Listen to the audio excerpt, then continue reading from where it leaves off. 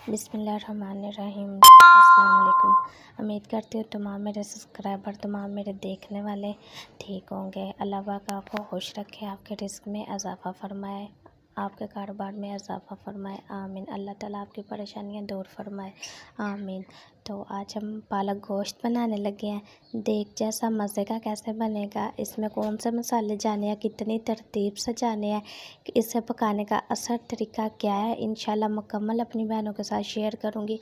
आप लोगों ने करना क्या है, जो लोग चैनल पे नए हैं प्लीज़ चैनल को सब्सक्राइब कर लें ताकि आपको मेरी हर आने वाली वीडियो फ्री में देखने को मिले। घर के ही मसालों के साथ जैसी पालक गोश्त बना के तैयार करेंगे, बहुत ही मज़े का ये पालक गोश्त का सालन तैयार हुआ था। यकीन आप लोगों के आगे यही गुजारिश है, प्लीज़ चैनल को सब्सक्राइब करते हैं। आपके एक सब्सक्राइब से कुछ नहीं जाएगा, इससे हमारी हौसला अफजाई हो जाती है। तो वीडियो अभी अपलोड करते हैं।